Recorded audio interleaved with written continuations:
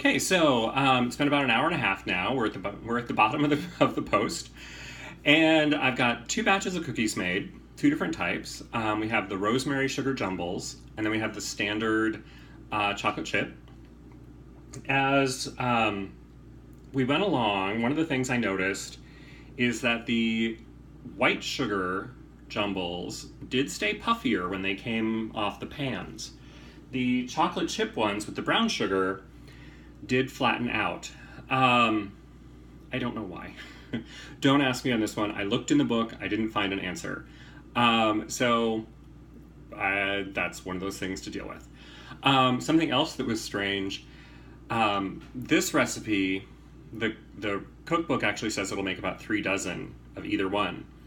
The chocolate chip cookie recipe, I think because you've got so many chocolate chips in it, does make 3 dozen. The other one, I only came out with 2 dozen of these, so we'll see.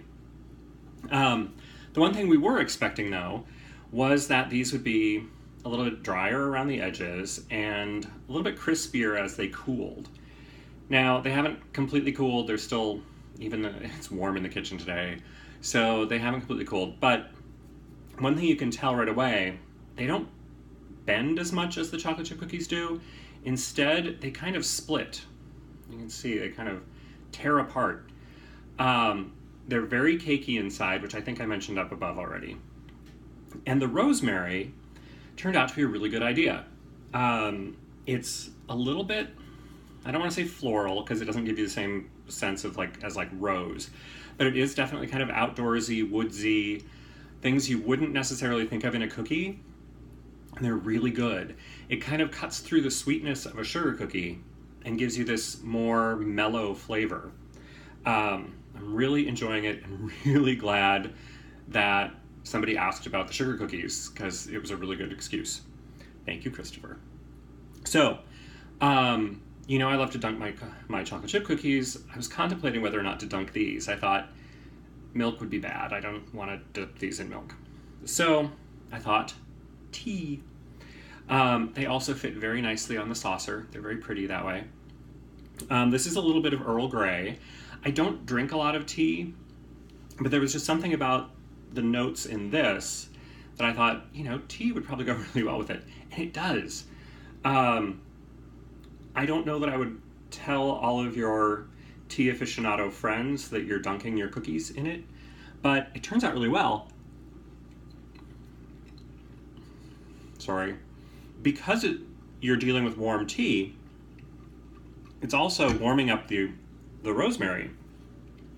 And you know how taste and smell are so connected. When that hits the warm tea, then you get this burst of flavor in your mouth, and it hits all the way up into your sinuses. It's really amazing. Like I said, this was definitely a good trial. I highly recommend it. But, if you've got people in your life who aren't quite ready for rosemary, you can definitely stick with the chocolate chip cookies. The chocolate chip ones, the second question that we had, of course, was about greasing the pan versus not greasing the pan. And I tried that with the chocolate chip cookies because I know that recipe better. As you've seen in the photo up above, I feel like I'm a flight attendant. The side that was greased, the cookies came off much cleaner than the side that was not greased. Really made no difference otherwise.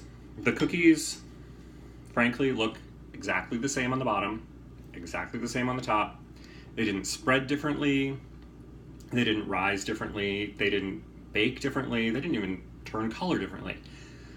But when I went to take them off the pan, the side that was greased, they came right off, left basically nothing behind. The side that was not greased, they stuck, which was, not a big deal, but it was what it was.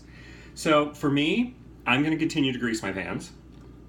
For Aaron, who asked me last week about it, I would say go ahead and don't grease the pans. If you're fine with that, I'm fine with that. Not that you asked me if I would be fine with it. But I think it worked really well. Either way, I'm probably going to stick with greasing them, but if I don't have a margarine wrapper or a butter wrapper around to grease the pan, I will probably skip it in the future and not worry too much about it. The one thing that I am going to do right now, though, because, I've been working with these cookies for hours and slaving over a hot stove, and yeah, I just need an excuse to dunk my cookie. So I'm going to dunk and eat, and I will see you in a week. And thanks again. All right? Bye.